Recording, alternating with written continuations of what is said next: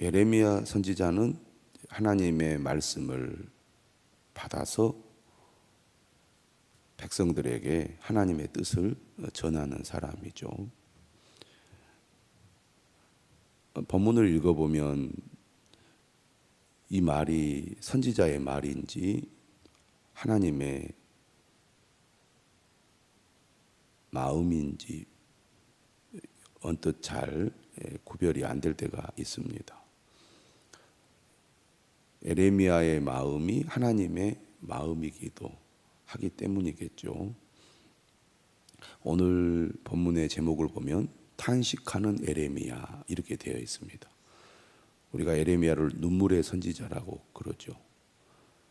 이스라엘이 처한 현실 그리고 이스라엘이 겪을 고난을 안타까워하면서 내적으로 매우 괴로워하고 이에 따른 탄식을 보여주고 있습니다. 오늘 본문에도 보면은 18절에 슬프다 나의 근심이여 어떻게 위로를 받을 수 있을까 내 마음이 병들었도다 이렇게 탄식하고 있습니다. 이 탄식은 예레미야의 탄식이죠. 슬프다 나의 근심이여 어떻게 위로를 받을 수 있을까 내 마음이 병들었도다. 예레미야의 슬픔은 자신의 삶에 문제가 생겨서 나오는 슬픔이 아닙니다. 보통 사람들은 자신의 삶에 문제가 생기고 또 고통이 닥치면 슬퍼하고 괴로워하죠. 예레미야의 슬픔은 전적으로 이스라엘 때문입니다. 이스라엘이 겪을 고난 때문에 예레미야의 심정이 너무 괴로운 것입니다. 이스라엘 민족의 고난이 예레미야의 내적 고통으로 연결이 되고 있습니다.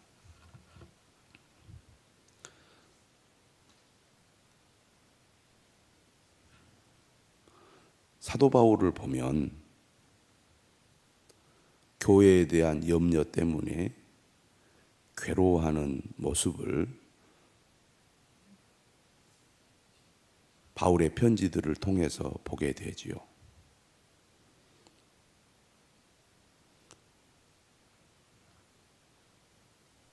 바울은 자신의 개인적인 문제 때문에 괴로워할 때도 있었지만 주로 교회의 문제 때문에 괴로워했습니다. 하나님의 사명을 가진 사람들의 공통된 마음인 것 같습니다. 오늘 우리도 하나님께서 주신 사명을 따라 하나님의 나라를 생각하고 또 우리에게 주신 교회를 생각하면서 예레미야처럼 그리고 사도 바울처럼 가슴 아파하고 탄식할 수 있어야겠습니다. 은혜를 받는다는 것은 이처럼 하나님의 뜻과 나의 마음이 서로 연결되어 있게 되는 것을 말하죠.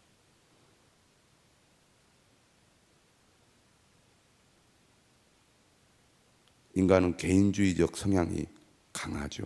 하지만 하나님의 은혜를 받고 몸된 교회의 일원이 되면 개인적인 문제보다 하나님 그리고 하나님의 나라와 공동체에 대한 마음이 커지게 됩니다.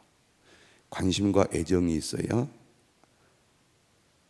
고통과 슬픔도 있죠. 남이 어떻게 되든지 간에 나만 편하면 돼. 나만 괜찮으면 돼. 이런 생각을 갖는 것이 개인주의적 경향이라고 한다면 공동체 의식을 가지고 나라를 생각하고 교회를 생각하고 하나님의 나라를 생각하는 사람은 나라와 민족 때문에 또 하나님의 나라와 교회 때문에 또 믿지 않는 사람들이나 믿음이 약한 사람들 때문에 함께 아파하고 고통스러워합니다. 오늘 우리도 이런 에레미야의 심정 그리고 그 믿음을 가져야겠습니다. 슬프다 나의 근심이여 어떻게 위로를 받을 수 있을까? 내 마음이 병들었도다. 딸 내 백성의 심히 먼 땅에서 부르짖는 소리로다. 자, 2절은 이제 하나님의 백성들이 부르짖는 소리입니다. 그런데 어떤 표현을 썼냐면 딸 내 백성 이런 표현을 썼어요. 딸은 예루살렘을 가리키고요. 예루살렘 백성이죠. 내 백성이라는 것은 하나님의 백성이라는 것입니다. 예루살렘 백성들은 하나님과 특별한 관계에 있다는 얘기죠. 근데 심히 먼 땅에서 부르짖는 소리입니다. 여기서 먼 땅이 어디인지는 우리가 알 수가 없지만 어떻든 예루살렘을 바라보면서 부르짖고 있습니다. 어떻게 부르짖느냐? 여호와께서 시온에 계시지 아니한가? 그의 왕이 그 가운데 계시지 아니한가? 이 말은 무슨 말이냐면 시온은 예루살렘을 가리키잖아요. 성전이 있는 곳. 왜 하나님이 그곳에 계시는데 지금 예루살렘을 돌보지 않고 계시냐 그런 얘기입니다.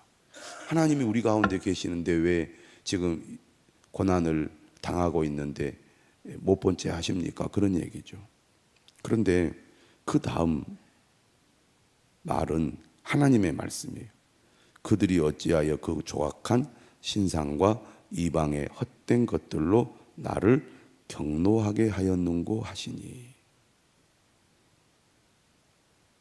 예루살렘이 겪는 고난은 결국 예루살렘 주민들이 하나님을 버리고 우상을 섬겼기 때문이잖아요. 근데 여기서 경노하다는 것은 물론 하나님이 화가 나신 거지만 하나님이 고통스러워한다는 뜻을 이 단어가 가지고 있습니다. 다시 말하면 지금 예루살렘이 겪고 있는 이 고난은 단지 백성들만 고통스러운 게 아니라 하나님도 탄식을 하는 거예요. 이스라엘이 멸망해 가는 이 상황은 백성들에게만 고통이 아니라 그들과 언약을 맺으신 하나님도 고통스러워하는 겁니다. 추수할 때가 지나고 여름이 다하였으나 우리는 구원을 얻지 못한다 하는도다. 추수할 때가 되었는데 수확한 것이 없다. 그러면 겨울을 먹을 것 없이 지내야 되니까 이건 매우 심각한 거죠. 이스라엘의 상황이 바로 그런 상황과 같다는 얘기입니다. 추수할 때가 지나고 여름이 다 했는데 먹을 것이 없는 상황을 가리킵니다. 딸 내 백성이 상하였으므로, 여기서 상하였다는 것은 부서지다는 뜻을 가지고 있습니다. 나도 상하여 슬퍼하며 놀라움에 잡혔도다.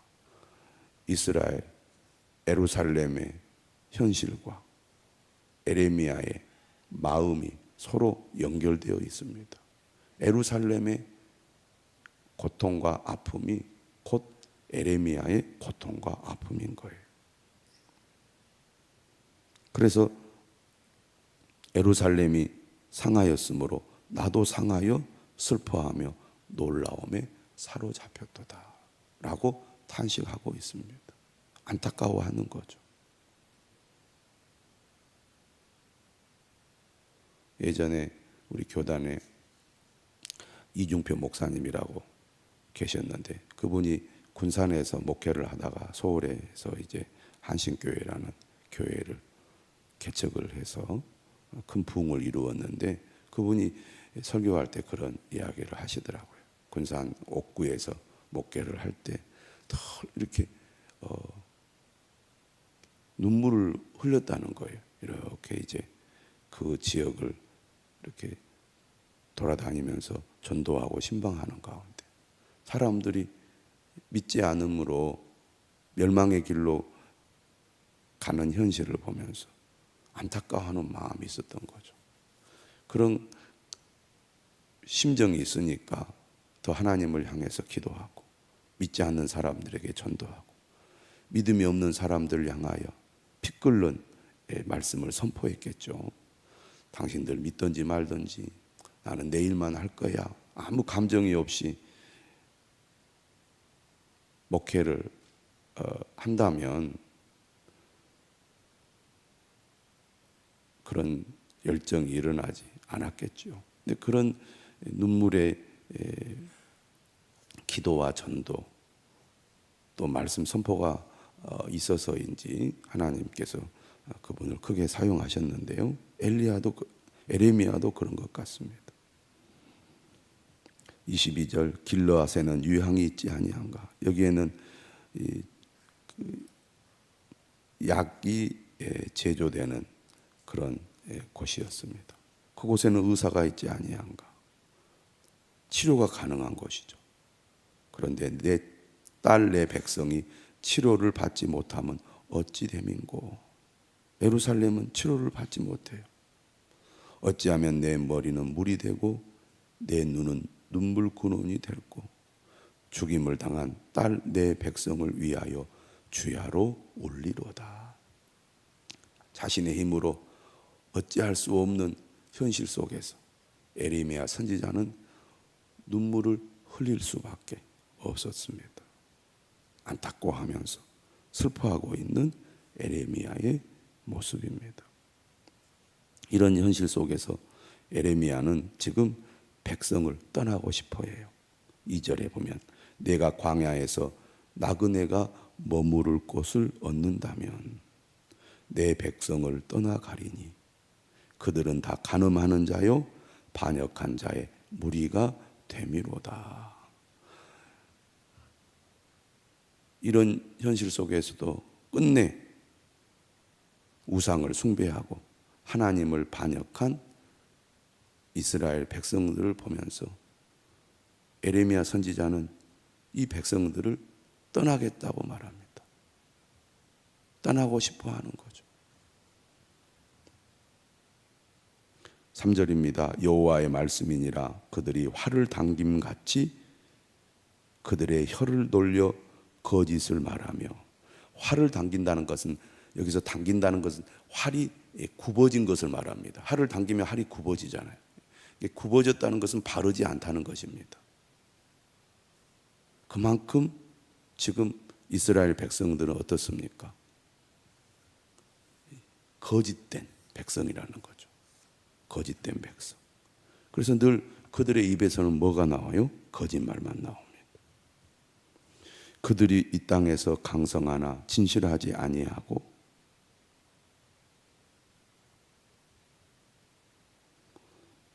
전에도 말씀드렸듯이 남유다의 멸망은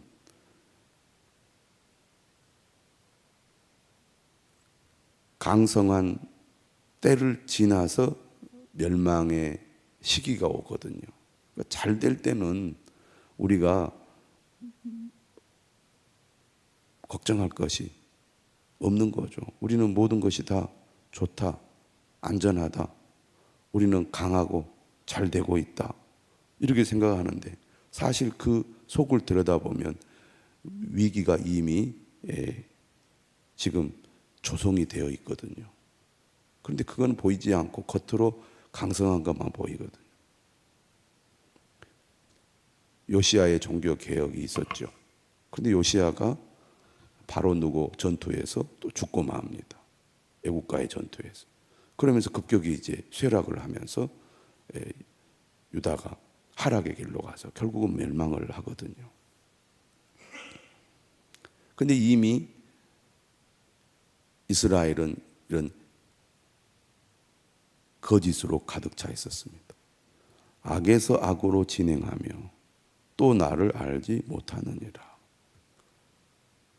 악에서 악으로 진행한다는 것은 하나님께서 출애굽 시키셔서 가나안 땅으로 이끌어 주셨는데 악으로부터 탈출을 시켰어요.